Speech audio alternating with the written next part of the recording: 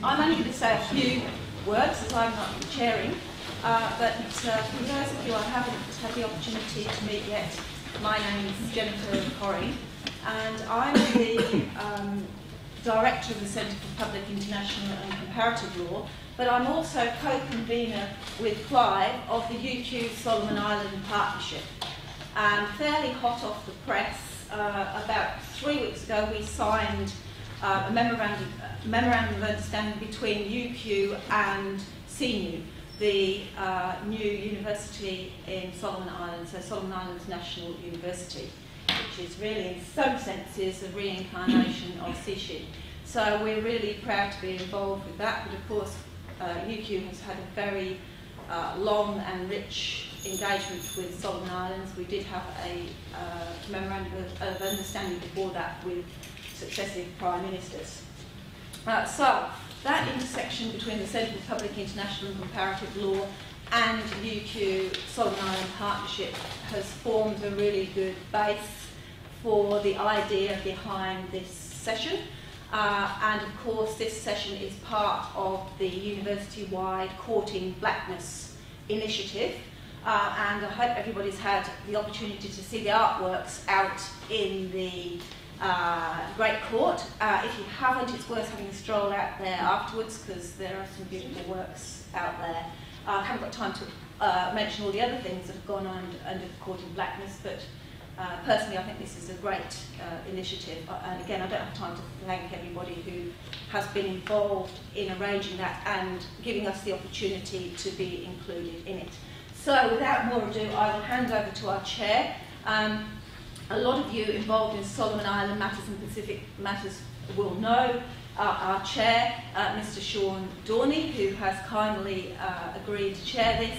I did ask him at fairly late notice because Stefan Armbruster was going to come, but he got sent off to cover the Fiji elections. So Sean kindly came along, and if you are involved in Pacific matters, you'll know Sean's work well because he has been involved in Pacific reporting and media for a very long time. About 17 years experience in Papua New Guinea, 2 sessions with ABC, and then since then he has reported on, I think, at least 14 independent Pacific nations, not reported, actually been to those countries, and to 3 non-independent nations. I think that's about the right count, isn't it, Sean? So very experienced, and we're very lucky to have him here. I won't introduce the other speakers, I'll leave that to Sean to do, but I'd just like to A, thank you for coming, and B, there's always a B, isn't there, with lawyers? You never get them to just stick to A. In the foyer out here today at 1:15 to 1:30, our PhD and Masters by Research students are having a little function, and they're doing a poster presentation of their PhD topics. So if you do have time after we finish to go along and have a look, it'd be really appreciated, and I'm sure they would appreciate it, and also I think very interesting. So please do pop along there. They're having a pizza lunch. Not sure if there'll be any pizza left by the time we get there, but who knows. Okay, so thank you again for coming. Over to Sean. Thank you very much. As been mentioned, I'm a late replacement on this session, and if I hadn't been made redundant last month by the ABC, I would be in Fiji as well, and you'd be looking for a 3rd replacement. But we're talking about blackbirding and things to do with courting blackness.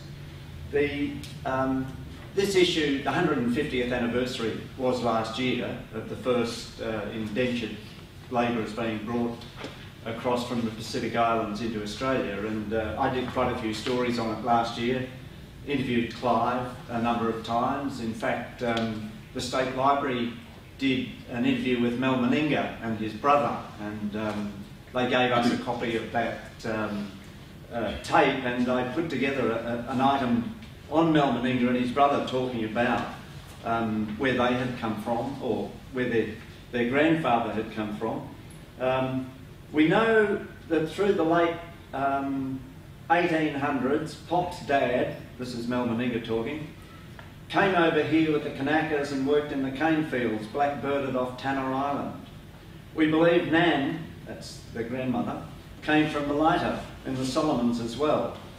So there's been quite a bit of coverage of this done, especially last year. But there's a Pacific Google group, media Google group, that I'm part of. And just in the last week, this whole issue has sort of blown up because a title that had nothing to do with this was the Fiji Sun going interactive. But a Japanese journalist who's part of this group came up with this criticism of all of the media for never having concentrated on the blackbirding issue, this disgraceful episode in Australia's history. So I got on the email and sent him back saying, well, look, actually, we have done a fair bit. We've done this, and SBS has done that, and various things. And then he came back saying, yes, but I'm not talking about your Western perspective. I want to know why the Pacific media hasn't done anything. Well, he's wrong, because the Pacific media has done quite a bit. In Vanuatu and Solomons, there's been quite a coverage, especially of the 150th anniversary, and actually they had a reenactment with the Vanuatu Prime Minister, a party to it, in which he called on Australia to apologise for this darkest chapter in Australia's history. So there's, you know, last year was the 150th anniversary, and we're going to be talking a little bit today about all of that, and I'll be introducing the speakers in turn. Clive will be giving us a historical perspective. We'll then have a look at some of the legal issues, and then we'll get the perspective of a Solomon Islander about the attitude of people in the Pacific to what went on. I might just read something here, because this wasn't just what happened here in Australia. As part of this Google group, the person who coordinates it, Lisa Williams-Lahari, who now lives in the Solomons but is actually a Cook Islander, she wrote that blackbirding was also part of our Polynesian history, and in many ways you can see that influence in our genes. When the Peruvians came to the northern Cook Islands and made off with our men and some able-bodied women, they also left behind babies. And one even stayed behind, beginning a long lineage. And the term, if I've got this right, Beirne Paniora, quotes the Hispanic women, which tags the women of Manahiki in a look common also to the main island, and the main island lost nearly all of its men to slave labour as well. To get a little historical perspective on the situation here in Australia, we'll be hearing from Clive. Clive, and I've asked him for the correct pronunciation of this, and neither of us apparently can pronounce it properly, but the Professor of Pacific and Australian History in the School of History, Philosophy, Religion and Classics here at UQ. His major publications have been on Australia's Pacific Island immigrants, Pacific Labour Service, Australian Federation, masculinity and sexuality, New Guinea and Solomon Islands. He was the inaugural president of the Australian Association for the Advancement of Pacific Studies. He has been honoured by the Solomon Islands. He received the Cross of Solomon Islands for his history work on Malta, and he's a fellow of the Australian Academy of Humanities. And Clive and I actually went to James Cook University together many, many years ago, and later I went to his hometown of Mackay to be the ABC's journalist in charge. And I was there for a few years and met a lot of the descendants of the Solomon Islanders, because it's a very large population of them. And Noel Fatnana, who was a senior ambulance officer in Mackay, became quite a good friend of myself and my wife, who's also a Pacific Islander from Manus. But Clive, if we could get you to go through some of the historical aspects of this story. Okay. Okay, well, thank you very much for the introduction.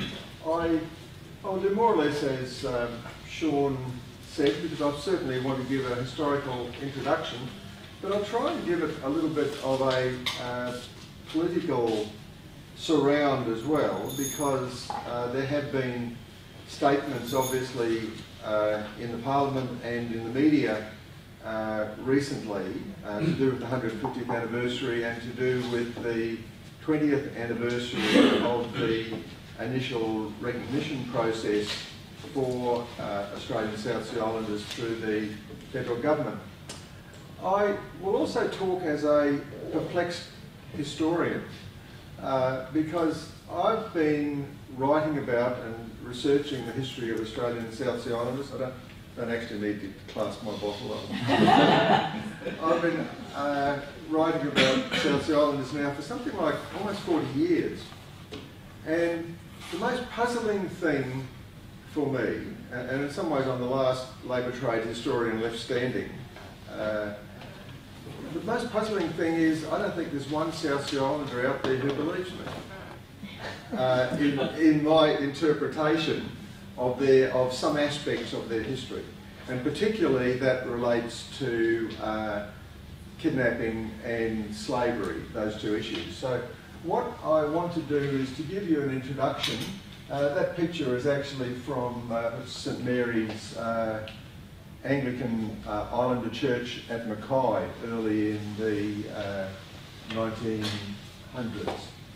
And that is actually the grandfather of Noel now, right there. I thought I'd try to give a background very quickly to you. We usually term the time period, I just automatically say 1863 to 1904. It's actually a bit more complicated than that because the first Pacific Islanders brought in as indentured labourers came into New South Wales in 1847, brought in by a gentleman by the name of Ben Boyd, who not many people get their just desserts, but he did. He was killed on the Guadalcanal, so served him right. And the 1904 date, they actually came into Queensland from about 1860, usually directly from Sydney up into Torres Strait. But what we call the Queensland labour trade, most people would say it starts in 1863 and goes to 1904. It doesn't really. That's when the last of them come in, because then there's a deportation process which goes on between 1906 and 1908. So in some ways you're talking about 1847 to 1908 as a period in which there was indentured Pacific Island labour in Australia and then a deliberate deportation of much of that labour. We're inclined to talk about 62,000 Pacific Islanders. That's actually wrong as well, because that's contracts. We don't actually know how many individuals there were. My educated guess, based on 30 or 40 years, would be 50 to 55,000 actual people, because we know that many of them came more than once. Some of them came 2 or 3 times, and some of them served in different colonies. Some went to Fiji, some went to Samoa, some went to New Caledonia. What is perfectly clear is they're mainly young adult males. There's only about 5 or 6% of females. However, when I say adults, you think that's all right, they're workers, but some of them seem to have been, there are some who are as young as 12 or 13. I doubt if there was anyone over about 35 or 40, but there is, I think, ample proof, and certainly the Islander families can recount proof of young ones arriving. Whether they came individually or with other members of their family is an interesting question, whether they were actually stolen away. But so, as a historian, I'm saying these things aren't quite, they're a little slippery. And then various categories of labour develop, because you'll always have people who've never left their island before and come for the first time. Then obviously you also have people who are leaving their island for a second or third time, and perhaps going to different colonies. And for those that stay in Queensland and re-engage, and there's a large number of those, you get what are called time expired, means their first contract has expired and they've re-signed another contract. Their first contracts were 3 years, re-signing could be for another 3 years or for 1 year or for 6 months.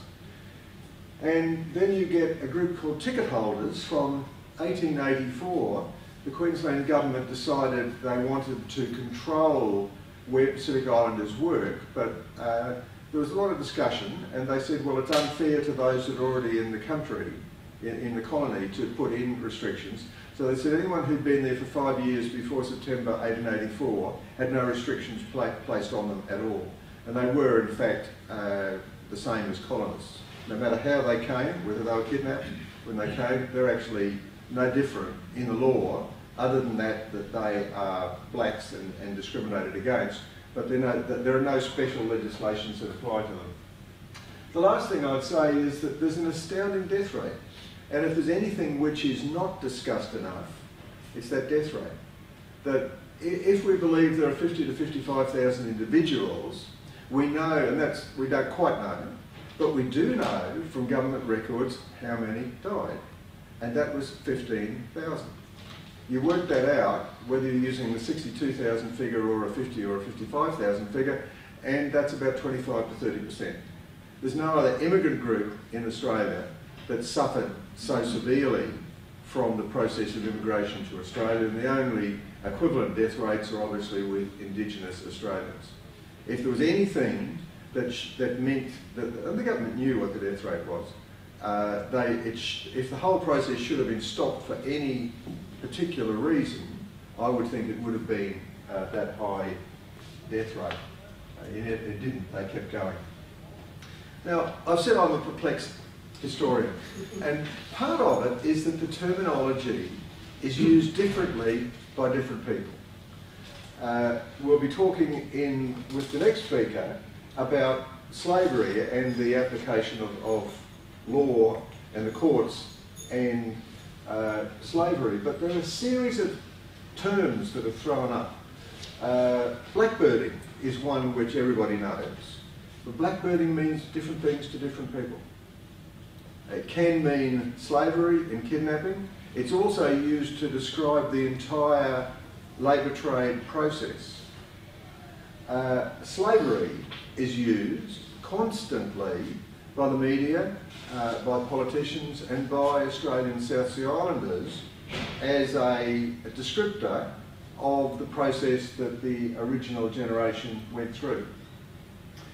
Many years ago I introduced another term to the language, which was cultural kidnapping, because historians argue that they weren't all kidnapped, and I felt very inadequate about that, because I thought, well, and then the rest of them are legal, and I was never comfortable. So what I said was that all of them, if they weren't physically kidnapped, they were all culturally kidnapped, in that they're taken away from their small-scale societies for the good of plantation capitalism and brought into Queensland and other places, so that they're stolen out of their culture. And that's a term which has now been adopted fairly widely. And then we've got the whole concept of indenture. What is indenture? Why is indenture different from slavery? As a historian, and I would base myself largely on legal definitions, to me, a slave is someone who is property and can be bought and sold, and their children are owned and they're not paid. That's a rough definition of how I would define slavery. Indenture then is not slavery. However, what is it? Is it something that is akin to slavery? Is it something that replaced slavery in the way that people use the terms? Indenture was used for hundreds of years to indenture Europeans. Many of the Europeans who went as labourers to North America, for instance, were actually indentured labourers. We used indenture here for Europeans as well. So it's exactly the same Masters and Servants Act, with extra acts added on for Pacific Islanders. And then the last thing is, when I say people, if they weren't kidnapped and they weren't slaves, that means that they're all voluntary enlistments. Are they? Is that the correct way to look at it? I want now to, I'm watching my time, I want now to just to put up a series of quotations for you, and you don't have to read all the words. I've tried to make the bold bits as big as I can. But a fairly standard historian or anthropologist interpretation is that of Roger Keesing, who's Professor of Anthropology at the ANU. And he said in reviewing Peter Corris's book on Solomon migration in 1974, to imagine that for 40 years New Hebrides and Solomon Islanders were duped and kidnapped by brutal blackbirders assumes a childlike credulity on the part of the natives. that they weren't that silly, really, to be kidnapped from their own beaches for 40 years. There's another historian who said exactly that. He said it's demeaning to the intelligence of Pacific Islanders to believe that they stood on their own beaches year after year, decade after decade, and allowed themselves to be kidnapped by white men in rowing boats. It wasn't quite like that. However, that's not to say that there wasn't a situation of kidnapping as well. Another more recent history of Australians and South Sea Islanders is by Tracy Banavanua-Marr in 2007. I actually like the way that she puts it. As we have seen, islanders in Queensland during the 19th century were colonised and dispossessed, but not indigenous. Aliens and displaced, but not immigrants. Bonded and enslaved, but not slaves. And agents and autonomous, but not free. So that they fit into a category that we will eternally debate, that they don't quite fit in one category or another, and it's partly because of the time period in which they're coming. Slavery had been abolished in the British Empire, but only really 30 odd years before the Queensland labour trade begins in the 1860s. So that there would have been people in Australia, quite possibly, who had owned slaves. Well, it was only 30 years earlier. And the American Civil War was being fought at exactly that time in the 1860s over slavery. So that it's not, and other European jurisdictions continued slavery. The British stopped it, but the other jurisdictions kept slavery right up into about the 1890s, some of them, so that there were still slaves out there. There were not legally British slaves, and the question is, what was indenture of Pacific Islanders? Wasn't it like the enslavement of black people to come and work in the sugar industry? Why was it so different? Or was it exactly the same as what was happening elsewhere? I want now to go through some politicians, but also what's called the call for recognition, which was presented to the Australian Parliament in 1992. And there they deal with it this way. However, slavery is more than a legal concept, it's a way of describing how two groups of people relate. The South Sea Island history over the past century indicates that their general treatment was as close to slavery as the law at the time would allow. So that's the document that was presented by the Human Rights and Equal Opportunity Commission to the Federal Parliament, and it's the one that convinced the Federal Parliament to to say things like this about it. Now these are what the politicians at the time said. Although they were referred to as indentured labourers, they were in fact often treated little better than slaves. And today they refer to their ancestors as having been slaves. Blackbirders were people who brought Kanakas principally to Queensland as slaves. And then if you go to the 20th anniversary of this process, which was just a little while ago, the politicians are saying exactly the same thing. The closest thing Australia has had to a slave trade, and that blackbirding was introduced to, and they rebranded indentured labour to circumvent the slavery laws of Britain. This is being said in the Federal Parliament just a few months ago. They were used as slaves. It's the closest thing we came to slavery. They were not enticed to work. It was slavery. And it's interesting, we have a online Queensland historical atlas here at the university. The item which has had the most hits in the last year is actually Imelda Miller, who's a South Sea Islanders document on South Sea Islanders. And what she says is Queensland sugar industry was literally built on the backs of South Sea Islanders. Men and women and children had to work long hours in harsh conditions akin to slavery.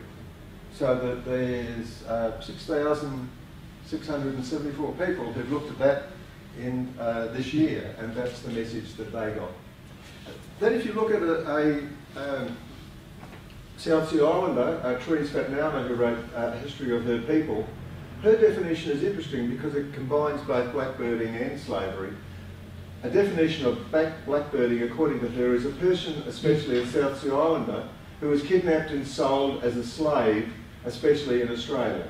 Someone who is taken against their own free will from their homeland and forced to work without choice or without the person's permission.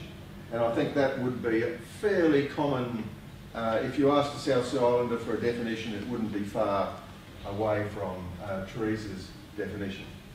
Now, I've left myself not enough time to explain anything because I really can't. I think there's a very complicated reason. A lot of it has to do with terminology. That different people use different words in different ways. And I've listed all of those words which are interpreted quite differently. The word blackbirding is used to describe the entire period. I never would, because it's too slippery a word to use.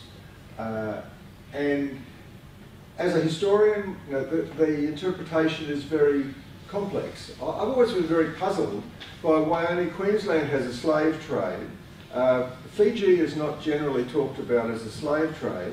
And what happened in the New Hebrides or Vanuatu and the Solomons, the indentured process that continued after they closed down access to Queensland and Fiji is no different up until the Second World War than what happened in taking people to Queensland or Fiji. It is not called a slave trade. Nobody identifies that as a slave trade. Why is Queensland then identified as a slave trade? And I think there are a series of reasons. One is the media has a lot to do with it, because it's a media interpretation. Obviously, every politician out there, it's their interpretation. There's evidence of some feedback from in oral testimony from the islanders, in that it's clear that when we were interviewing people like Shireen's mother a long time ago, in the 1970s, they had already collected books themselves on the history of South Sea Islanders, as they would. So that there's also that there, you're not dealing with people who are just recounting things from their grandparents. They're actually partly, they've educated themselves in the literature of blackbirding, so that there is a degree of feedback. And you know, is it that there is has a false memory been created in this? Islanders have undergone a political activist process since the 1970s, because they have, from being a disparate people from 80 different islands, now included in 3 or 4 Pacific countries, they've come together as one group of Australian South Sea Islanders, created themselves as one people, and politically been active to be part of asserting that they are a distinct ethnic group in Australia, and that they are a disadvantaged ethnic group in Australia. So that they have been fighting politically, and they've done extremely well. They've done amazingly well in terms of being able to achieve recognition by the 1990s. It took them 20 odd years. People would say, well, 20 years on, there's a lot of disappointment, and things haven't happened the way that they had hoped. But in fact, they've made an amazing progress, and part of it has been a political journey, so that the discourses get joined up with the political journey as well. I've talked far too long. I'm going to stop, shut up, and we'll get on to the next speaker.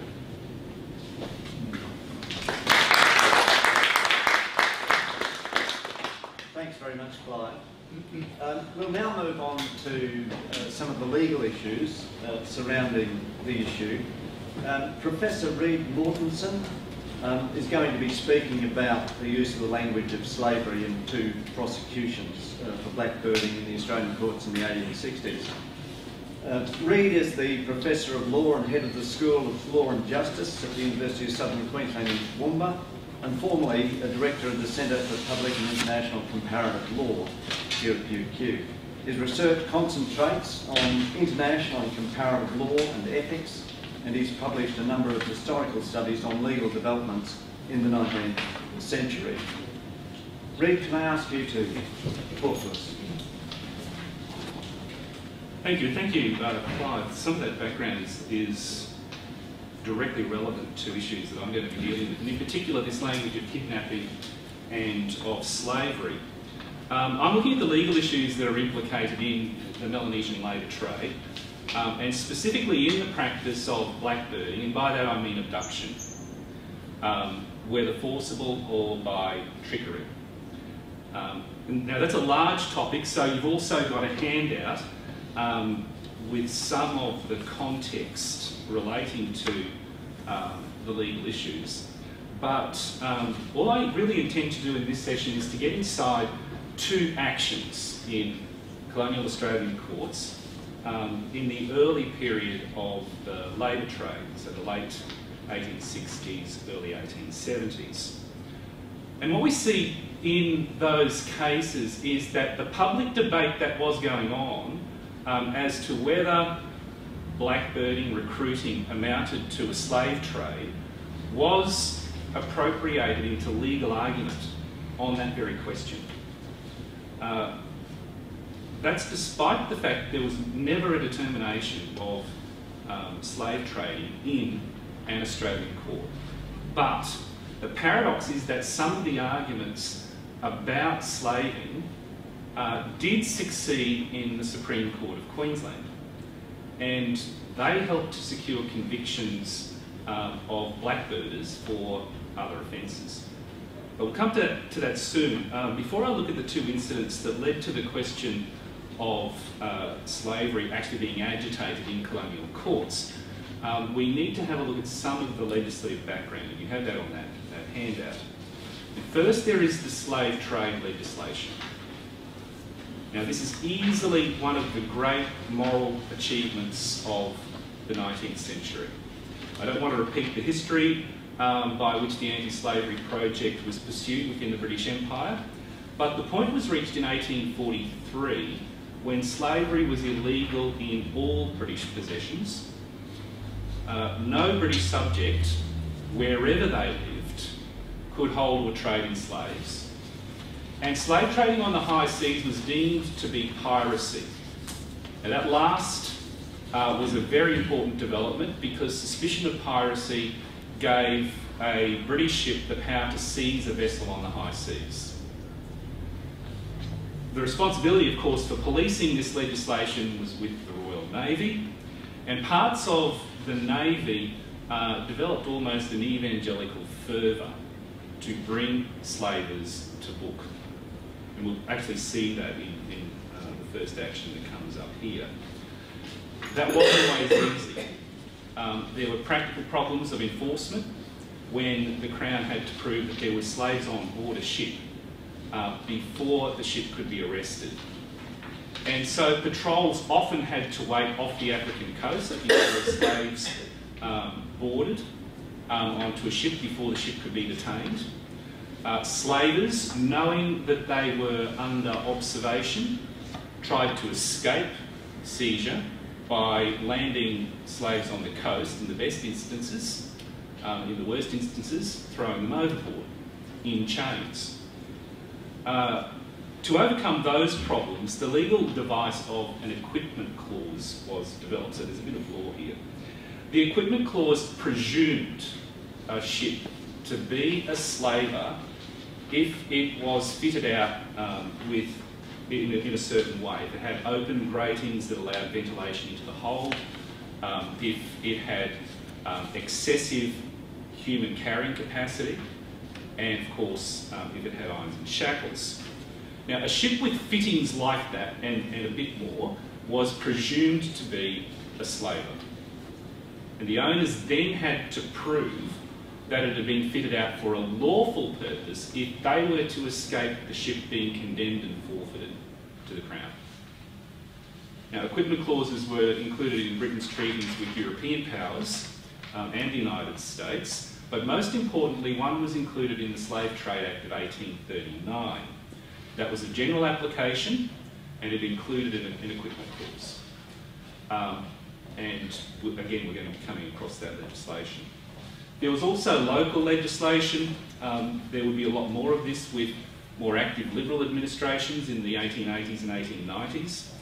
But at this point, late 1860s, This colony's Polynesian Labourers Act of 1868 aimed to address blackbirding and other abuses of the trade by limiting the numbers who could be recruited, by requiring adequate victualling of the ships for passengers, and by putting government agents on board recruiting ships. So we'll come to the first case. The first case is the Daphne.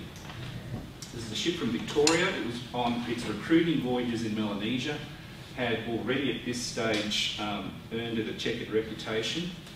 On the second voyage from Brisbane in 1869, the Daphne's crew included an already famous blackbirder, Ross Lewin. The ship recruited through the loyalties, the banks, and then it moved on to the favourite target of the labour trade, tanner. At that stage, the original plan of recruiting for the Queensland sugar plantations was abandoned, and the captain, John Daggett, decided to try the Fiji market instead.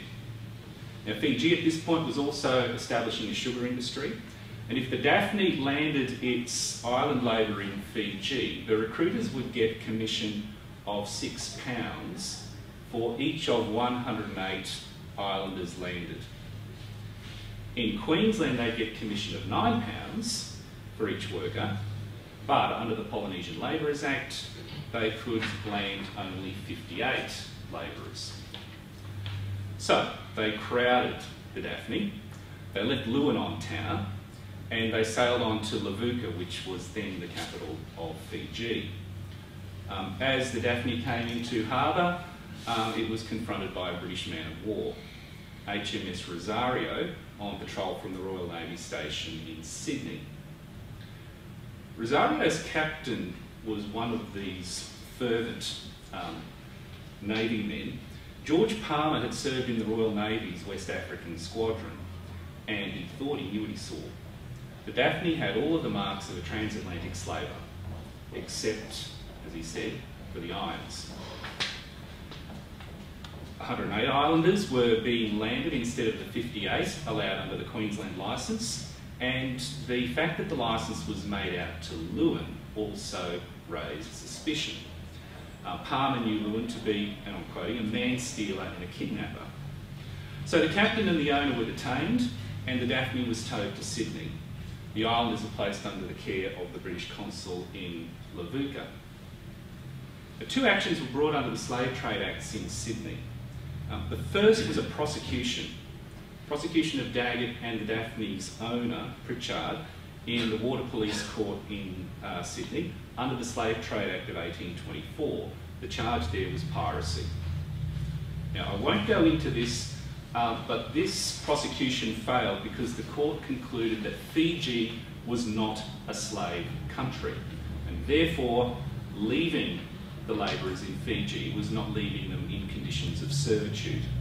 Now, Fiji at this stage was not a British colony, but according to the court it had a British consul, and British merchants from the Australian colonies hadn't been establishing a slave trade. So the prosecution fell over. The more significant action, though, was the second set of proceedings. Civil proceedings brought in the Vice Admiralty Court by Captain Palmer under the Slave Trade Act of 1839. That was with a view to having the Daphne condemned. The judge was the Chief Justice of New South Wales, Sir Alfred Stephen, who I think has a critical place in blackbirding cases and indeed in the law related to this area in this period. And I'll say more about that if you've got questions. In the Vice Admiralty Court, Palmer's lawyers confronted fewer evidential problems than they did in the criminal proceedings in the Water Police Court. The reason? The equipment clause was available under the Slave Trade Act of 1839. And there was enough here to have the Daphne presumed to be a slaver. Even though before legal argument was heard, the Chief Justice, Stephen, took an extraordinary step of sending a note to Sir William Manning, who was Captain Palmer's counsel, and suggested that the action be reconsidered. In his note, Stephen ignored the effect of the equipment clause, but instead he hinted that he would dismiss the action because Manning would have to show that the Daphne was putting the islanders into a real state of slavery against their wills. And Stephen didn't think that Manning could do that. Now, that's not legally correct, but he does change his mind. Palmer persisted, and the action was heard. Stephen heard Manning's argument that the Daphne was a slaver, and then, as he'd already foreshadowed, he dismissed the action. He didn't even require a response from a response to Manning's argument. He didn't even hear the defendant's side. But his reasons for the action, for dismissing the action, had changed. And he delivered a stronger judgment against Palmer than his letter to Manning had foreshadowed. The proceedings were dismissed in short because the Chief Justice merely declared, without analysis, that the Slave Trade Acts didn't apply in the Pacific. That was it. That's the reason. It was a judicially adventurous conclusion, but it had strategic significance. First, it got rid of the equipment clause issue altogether. And also, merely to dismiss Palmer's action on the lack of evidence that conditions in Fiji were not shown to constitute slavery would still allow prosecutions where the evidence differed. And as it turns out, in later years, under different legislation, Stephen himself did hear cases where the evidence did differ, where there was clear evidence that Melanesian labourers were not being paid. But that was still to come. The legal conclusion that the slave trade legislation didn't apply in the Pacific should have silenced allegations of slaving in the courts completely, and it almost did that. There was one eccentric exception in Queensland, and that exception relates to the second case, which comes out of the voyages of the Jason. This case is more properly called the Queen against Coath. It was the first significant decision on blackbirding in the colony that had caused the problem. And ironically, the case also shows that arguments that the labour trade amounted to slaving received a more sympathetic hearing from the Queensland judges than they had from Sir Alfred Stephen in Sydney. The prosecution arose from the voyage of the schooner Jason from Maryborough to the New Hebrides in the summer of 1870 and 1871. The Jason had raised suspicions on its return to Maryborough in March 1871 after a missionary in the New Hebrides made claims that the crew of the Jason were seen to be involved in blackbirding.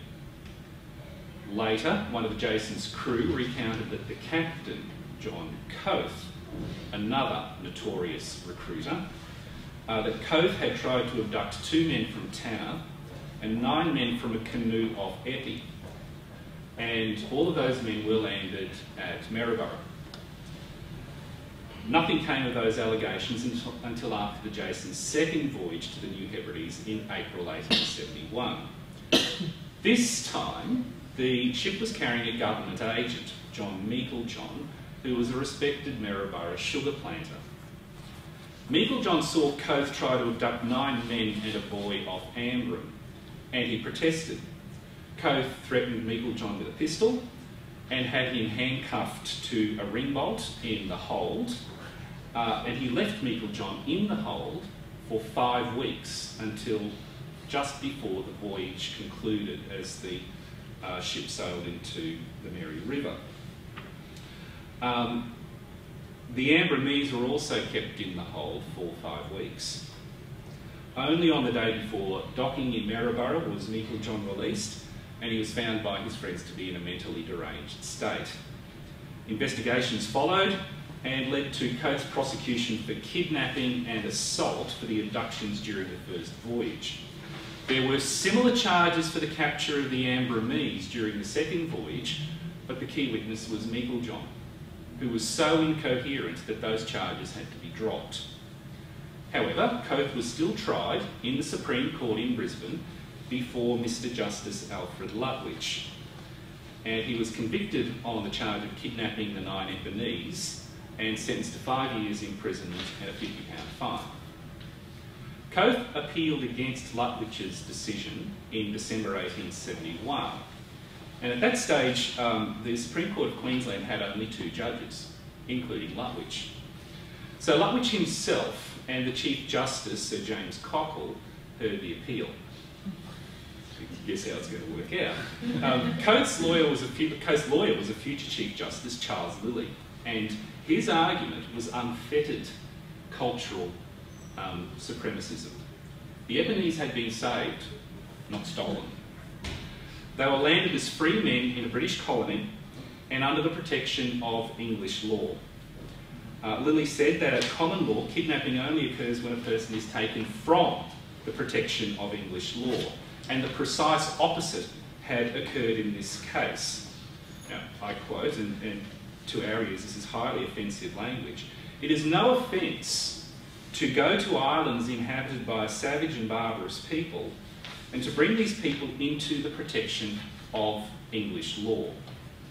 So Lilly was saying that as a rule, blackbirding was lawful. Now, the argument depended on the free status that islanders were recognised as having in Queensland as a British colony. But unfortunately for Lilly's own client, it also tricked the court into thinking of this case in terms of slavery.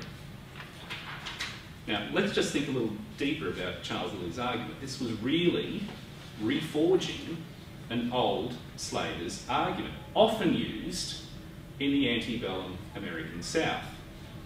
Irrespective of how these people were brought to the colony, the civilising influence of the more advanced European world could, by long exposure to it, only improve them. Now, there's ample evidence that Lilly himself didn't believe his argument. As a judge, Lilly was criticised for imposing the harshest sentences on convicted blackbirders in the whole era. But here as counsel, he was plainly overreaching and the argument defeated itself, because it led Cockle to believe that Coates really was slave trading. Now, Cockle affirmed the legality of Coates' conviction, which, remember, was for kidnapping. And he did so almost exclusively by reference to the law of slavery. And I quote, "The cases decided upon the point of slavery are valuable and important." Cockle thought that the English law on slavery had reached the point where there was no right to restrain the liberty of any person. Coates' conviction stood because he should not be permitted to enslave islanders. So the law of kidnapping was used to punish what Cockle thought was slave trading. And the passage that's presented there also betrays an undercurrent in these cases, and that's the reputational damage for young British colonies that would be suffered if a slave trade were found to be practiced in the Southwest Pacific, and that may have motivated judicial reluctance ever to make a determination under the Slave Trade Acts. Unsurprisingly, the other judge, Lutwyche, thought that the directions that he gave at trial were perfectly correct. But Lutwyche ends his judgment with an interesting postscript, and he said that Coates should have been prosecuted for piracy and sentenced to life imprisonment rather than the 5 years that he'd been given. Now, that was the very last appearance of the slaving question in an Australian court. Sir James Cockle's judgment suggests that prosecutions for slaving may have been received differently in his own Vice Admiralty court in Brisbane. It would have been interesting to see what would have happened if Captain Palmer had towed the Daphne back to Brisbane rather than Sydney.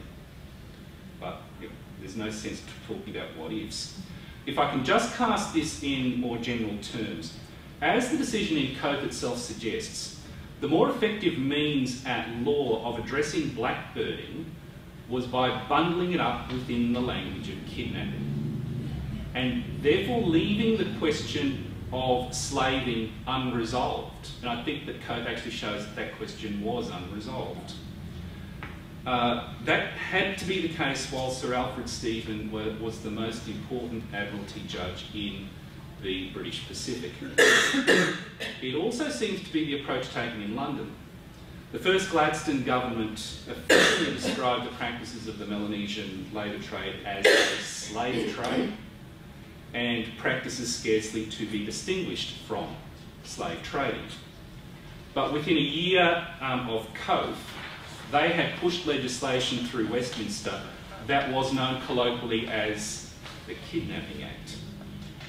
In the civil actions and prosecutions that followed, the judges consistently condemned ships that were presumed by an equipment clause in the Kidnapping Act, presumed to be blackbirds. Even if the judges' interpretive practices and sentencing still followed different lines, the different lines that we've seen in Cove and the Daphne. Sir James Cockle and, after he became Chief Justice, Sir Charles Lilly in Queensland imposed strict liability for the carrying of islanders, and in prosecutions they imposed much harsher sentences. Sir Alfred Stephen continued to express reservations about the severity of the legislation, but still applied it. Now, it may not have been the law that Sir Alfred had wanted, but it did have the same practical effect as the slave trade acts were, without using that language.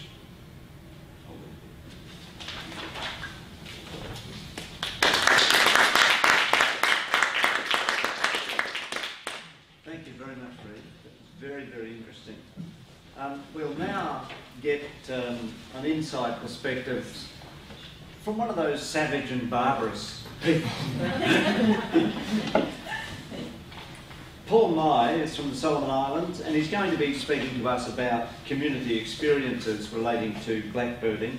He's a PhD candidate at the TC Beirne School of Law, and his thesis is on constitutional reform in the Solomons, a bit of which is going on at the moment.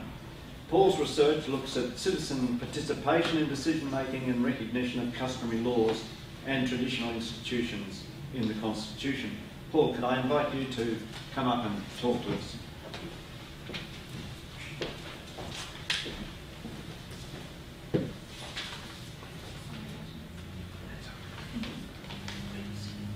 Okay, well, thank you very much.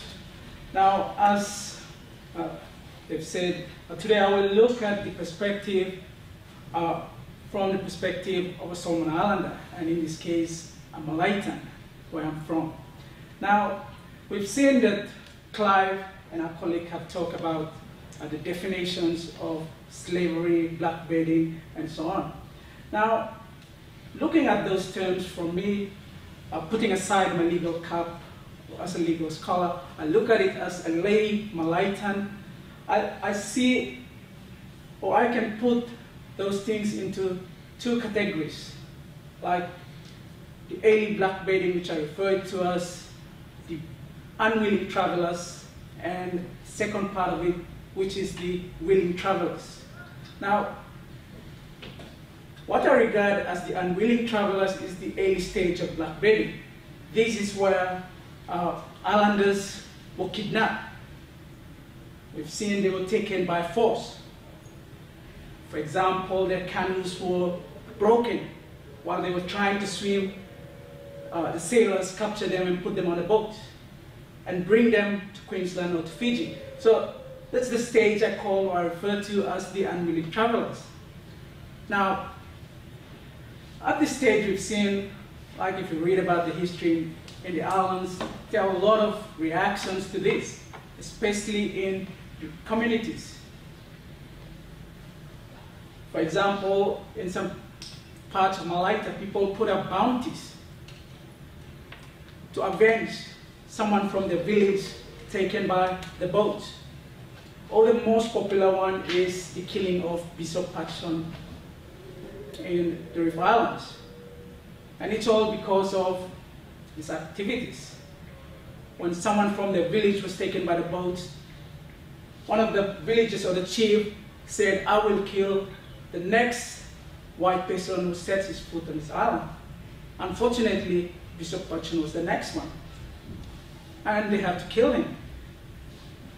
So So at this stage, we see that there is a fear of foreigners, and in some cases, there are mortuary feasts being set up for those people who are assumed lost or dead, but they were taken off to Queensland or Fiji to work in the sugarcane plantations.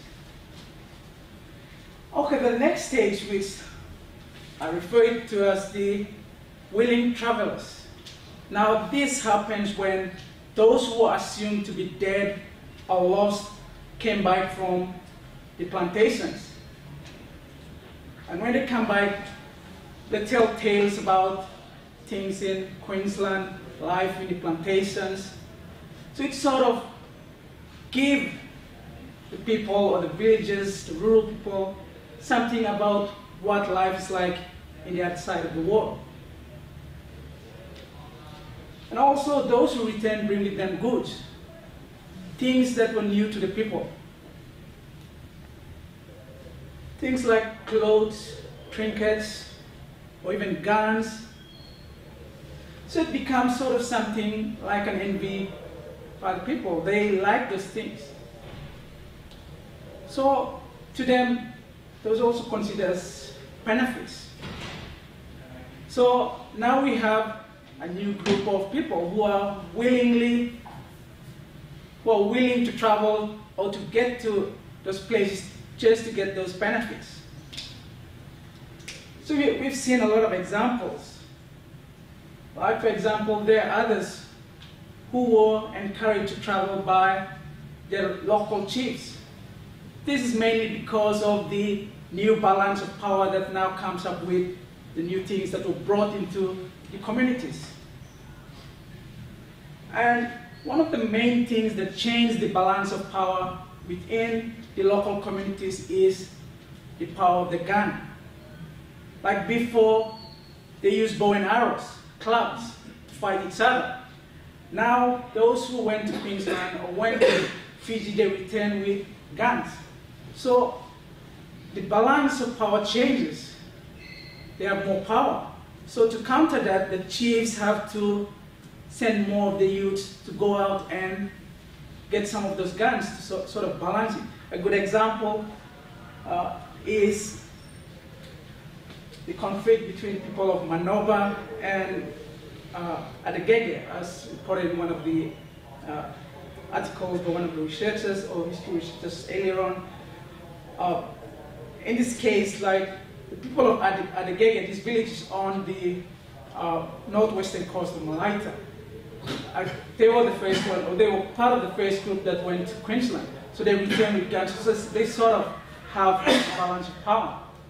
So the chiefs of the Manoaba group decided that they need the same weapons as well. So they send the youths to go out and try and get that as well. So with their return, there's a change in the balance of power.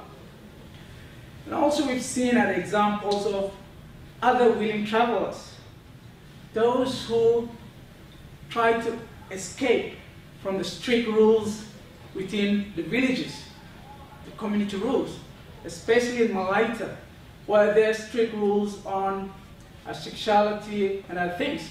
Like if you commit adultery, the penalty for that is death. So the best option is to get out. And this offers them an opportunity to get out of the community, to go somewhere else. So those are the reasons why people move out and join the trade. So this is what I call the willing travelers. And also many youths at this stage would also regard this period as a man's rite of passage as well. They go out as youths, they return back as elders, grown-ups. So those are some of the reasons that people travel out, or people join these recruitments. Now, I'll move on and look at some of the benefits and disadvantages, looking at it from the perspective of the islands. Now, these benefits or disadvantages mainly comes in at the later stage. I'm not looking at the stage where we have the unwilling travelers. With the benefits, we have things like modern things like Western tools, axe, knives. So when they return, they bring with them these things, which help them improve things like gardening and make life easier for the people. Also, we have, like at that stage, firearms, guns, which help them to fight their wars, feuds between tribes. And also, another one is the knowledge of the Western world. When they go out, they come back, they bring with them that knowledge. Now, from where I come from, for example, one of our leaders, like, he became the tribal head just because he knows how to communicate with the Europeans, especially when it comes to dealing with things like land. So when they come in, they ask about who owns this land and so on. So the local people, they don't know how to communicate with the Europeans. So they look around, who knows how to communicate with them. So they have someone within the community who has been there and he knows how to speak that language.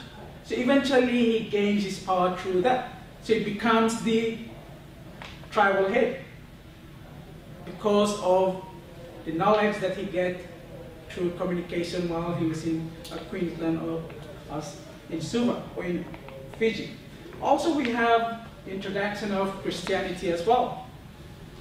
Many of those who have traveled out return with new beliefs.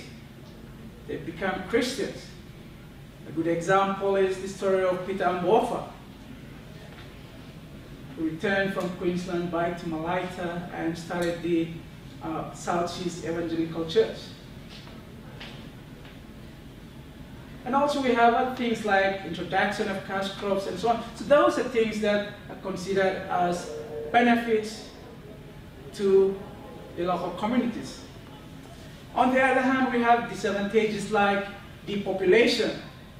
Villages that used to be big villages have grown smaller in size, as most of them have been taken up. And also we've seen a change in community roles. Women now perform roles that were usually performed by men, like gardening and so on, because the population of men has reduced in size as they've been all taken off to the plantations.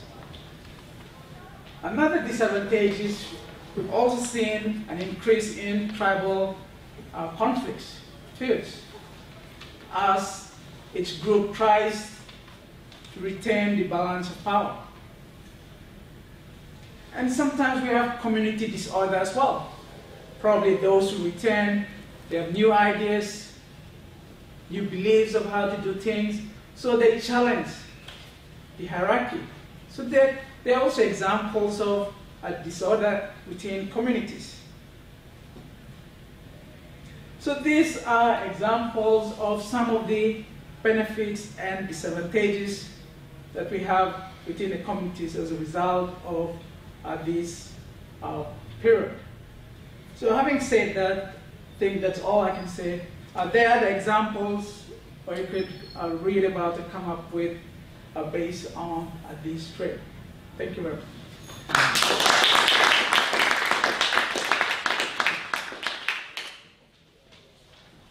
Perhaps if I could ask the three presenters to come forward and sit here again, and we'll throw it open to a bit of discussion.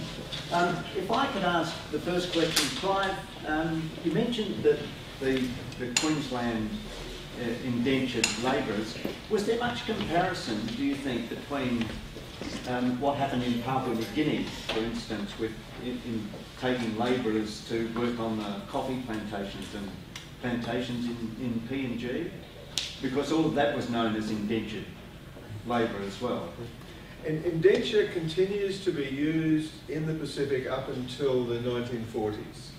It's used in what was then New Hebrides, Vanuatu, it's used in the Solomons, and it's used throughout what we consider Papua New Guinea.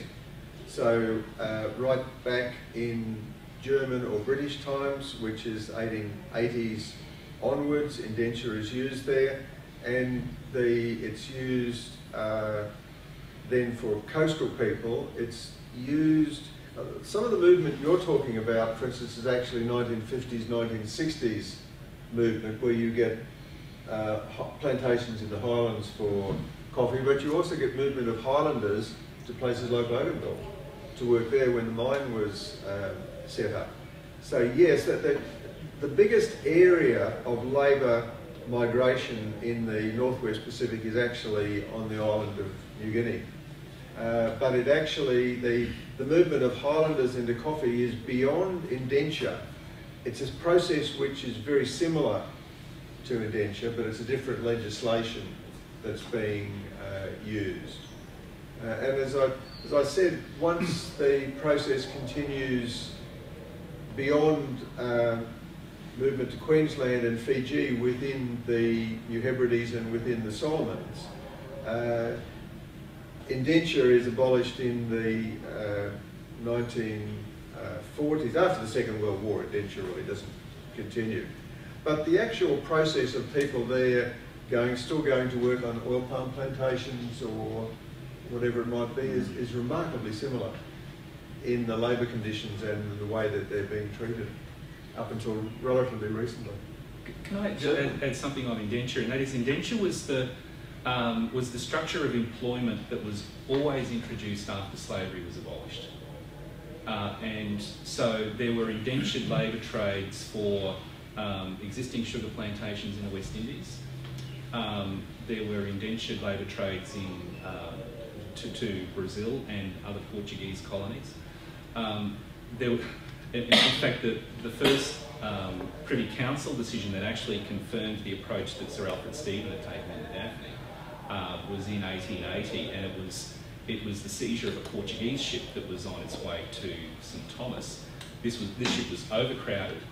The labourers were in chains, and yet the Privy Council found that because St Thomas was now a free Portuguese colony and that they were under indentured labour with payment, with wages being paid, that this was not going to be caught by the Slave Trade Acts. But there was indentured labour in Mauritius, Natal. It was the standard way of replacing. It was the standard way of working sugar plantations. Can I also say something? When slavery is abandoned, often the same people are involved in indenture the next day. So that there's no social or economic difference other than the concept of ownership of human beings but the control of a plantation owner over the people who were once his slave workforce and become his indentured workforce is no difference. Paul, were there any sort of distant relatives of yours, do you know, involved at all? Well, there's one that I know, but he's not in Queensland, or he's back in Langton. I live close to two of the recruitment ports, few recruitment port and the Auki port. So people from your line? Oh, yeah, there are a lot of people coming through the bush, highland areas to get to the recruitment centres. Could I throw it open? Yes. Just I think about how historians can use this word, indenture. It's a nice word, isn't it?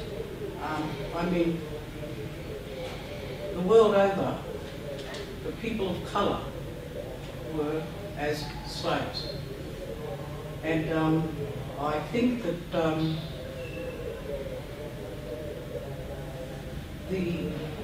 I think with the Kanakas, they were the only ones that were, would they be the only black people in the world to be deported back to where they came from? Clive? What Shireen is talking about is the action of the Federal Parliament in 1901, which led to the attempt to deport all South Sea Islanders back to their places of origin. By 1906 that had been partly abandoned, but still about if there were 10,000 here in 1901, about 7,000 odd were deported and a community of about 2,000 was allowed to remain. Was that the only situation like that in the world? I can't think of another example where a government used the process of indenture and then abandoned that process and wanted to deport all people who for 40 years have been part of that process. And what I'm saying is blacks have been used as slave labour in most countries all over the world. I'll also ask Clive, how many islanders died here, buried around in Bundaberg and places like that, and they're still finding their bones? Australia needs to know this and grow up and call it for what it is. Which is slavery. Is that Yes. what you're saying? Yeah. And how many would about died here? About 15,000? Well, we think about 15,000. Yes. I mean, fairly exactly. We can argue about the numbers of individuals, but the government kept mortality statistics quite well, and it would be about 15,000. And It's an astounding number. and well, they're still dragging up bones on farms there. We just say, well, who knew them and who mourned them? Also, Clive, the money was used to send them back, wasn't it? To send them back some money, and there'd be money in the Queensland government there. That should be, let's look at reparation, because the West Indians or the Caribbeans, they're looking at reparation for slavery all over the world. And I think that, Clive, you might say? Clive's written quite a bit on this aspect of the money. There was, from 1884 or 85, there was a thing called the Pacific Islanders Fund. Before that, for 20 years, employers had really got away with, when an islander died, keeping wages owed to them. There'd been no central way of making it work. So that the government introduced a fund in which employers had to pay the wages due to deceased islanders. It was a bit more complicated than that because it also involved, it was an area, there was a bond which people involved in the movement of labour had to pay for bringing individuals into the colony. So that was in the fund as well. But the wages of deceased islanders were paid into this fund. It's very difficult to work out the total amounts of it. My calculation was that it was something like £30,000 of the wages of deceased islanders were not returned. The idea was that they would be kept in a fund. Government agents on ships would then buy trade goods and return those trade goods in lieu of money to the families of these people. It happened it happened on about 17% of occasions. The rest of it the government swallowed and kept.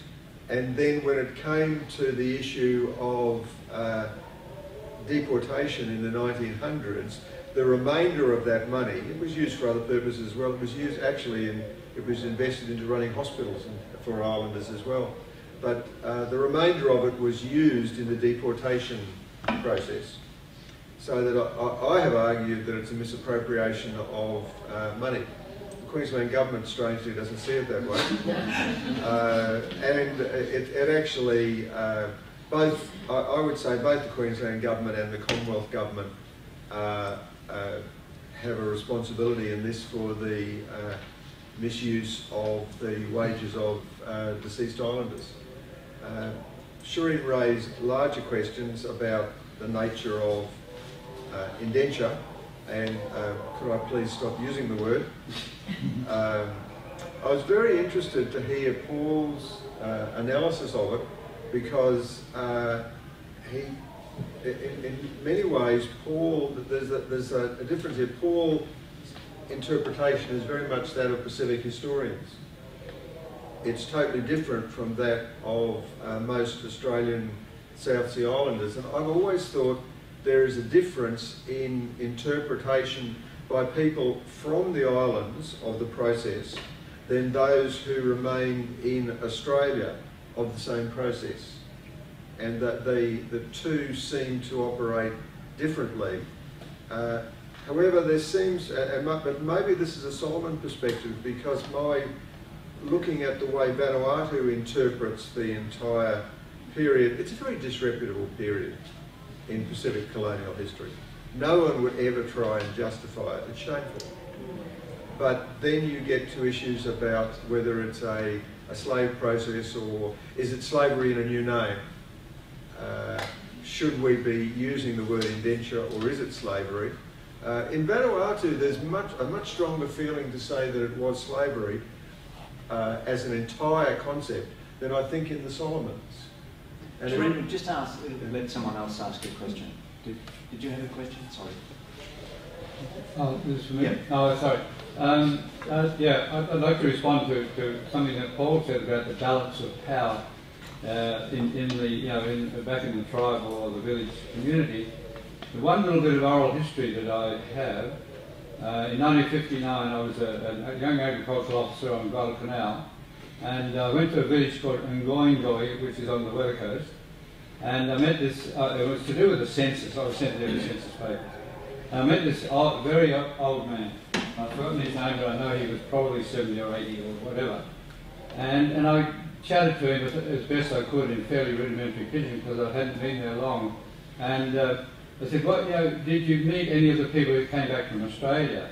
And he said, "Yes." He said, I said, "What were they like?" He said, "Cranky all about." He said they were pretty, disturbing sort of influence. And that sort of gels with what you said, the balance of power. The people came back, they may have had guns, certainly other iron things, and they were somehow disrupting the peace, if you like, of the villages they came back to.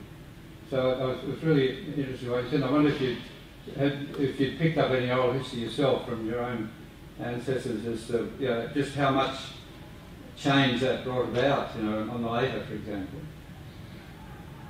Well, I don't think it basically brings about a lot of changes, right? Especially with regards to the balance of powers. Like with regards to myself, like my tribe, traditionally we have someone who leads the tribe. Now, what happened with regards to the example that I said earlier on was someone who went to Suva as part of the trade. Now, when he came back, he assumed power as the tribal head just because he knows how to communicate. So overall, when he dies, the leadership role goes through his line. But in fact, he was from, in Malaitan system, he was from the smaller brother. So normally the elder one leads, but because of the change of the balance, he takes leadership as a result of that. And today, it sort of causes friction between the tribe, as those from the other tribe tries to retain what rightly belongs to the elder line. So those are just examples of what's been going on. Hi, I'm Lucia. I'm from Choisho. I will not tell a story about mine because I will take you to Fiji and to Australia. All right. We have, because of this trend, we currently have a village in my tribe. It's called Manaviti. If you ask my people what that means, it doesn't make sense to us. It's not a language. So that's a Fijian language. All right. If you ask my tribe what the trend means to us, we use a dialect that comprises slavery. All right. This is when you privilege my people. All right. This is about privileging. When we court in Blakness, all right, it's crucial that we look at, we will try to discuss, engage in discussion with Blakness. It's important, in my perspective, to privilege the language, all right? Privilege the language and how knowledge, how history is created. Because the languages that we use, for example, slavery, they are not our people. All right? Those are Western languages that comes out from Western culture. All right? All right? Contract, for example. So when we use that language, we are now getting to the language of a colonizer. That's a language of a colonizer, all right? If we want to understand what that meaning means, we go back to the locals, all right? If we go back to the locals, privilege, how they create meanings, all right? Then what, for example, in my people, all right, when that story happens, I want to tell you how my great-grandfather went from Fiji into Australia 7 years. According to our version, for example, my great-grandfather was returned back by Australia. All right? Later on, when I came to Australia, I read that bit of story was falls in line with my tribal narration. All right? So that when we try to negotiate with the locals or people who are affected, it's important, in my view anyway, to understand their views as well. Because if we only use the English language to define that, by that process, we give authority to the colonizer. By that process itself as well, it excludes the voiceless, because we don't know what that means. So by selection of words, not only authorizes the user, but also it excludes those who cannot understand it. If you ask my people what slavery means, or if you ask my people what contract labor means, this doesn't make sense to us. For us, we ask my people, what does this people mean? Sika. That's our definition of slavery, for example. It's more than putting chains. It's about getting your culture out, detaching you from relationship with land, spirituality. All right? So that's a concept that slavery and indentured labor to us, it doesn't get deep into it. If I have to define that, the situation in my language, I would call it Sika. That would be a thesis of itself. I'll try and explain that. So, summarize. If in quoting Blakness, in my view, it won't be respectful to privilege the languages, how they create meanings out there. Then we would be able to dialogue with them. But if we only hear the languages of how we create things in a Western culture, which is embedded from a colonizations, which is aware of what slavery is all about, extracting resources from there, then we would still perpetuate this colonization speed. But if we have to get the two together, privilege those people who are affected in terms of how they create meanings, I mean languages they use to define whatever it is, and also provide space for them. What this thing is very much doing. I mean, it's doing very well. And what Clive and you guys doing? You went back to the Solomons. What is the November something? Provide a space. Provide a space. What is this doing? So that people come and hear what this other side is saying, and then also for people on this side get a perspective of and views of our people as well. That coldness would get coldness in my view. Thank you. Any comment at all? Just going on from Clive with the use of slavery in the Australian South Sea Island terminology. Fiji, they use that too, and kidnapping, blackbirding, slavery are all seen as one as far as I can work out. And on the 7th to the 9th of November, they will be commemorating their 150th anniversary of the first arrival of South Sea Islander labourers from Vanuatu to Fiji. So maybe we can provide a space there. Come and join us in Lavuka. Well, what is the population of the descendants of South Sea Islanders in Fiji? It's a very small. I've been to 22 Fiji Melanesian communities. They would have no more than 100 or so people, and I think there's about another 10 or so. I'm afraid we're running very close to time. I just want to say one more thing. Yeah, sure. I think that there needs to be truth be told and not be embellished. Because, and when it comes to saying, well, people survived, well, you had, they had Jesus come in as an industry to teach them how you should behave. And you mentioned here that, that some of the chiefs were part of the industry, or they allowed them? Christianity. No, you were saying about some of the chiefs on is it Malacca or the Solomons? They were partial to that slave trade, you say? Well, yes, with regards to what I said about the balance of power, like because they need to compete with the other chiefs in terms of the rights that they've received as a result of the guns that they brought in. They have to react to that, so they have to respond by sending more of their youths to go, so that when they return, they bring with them more guns.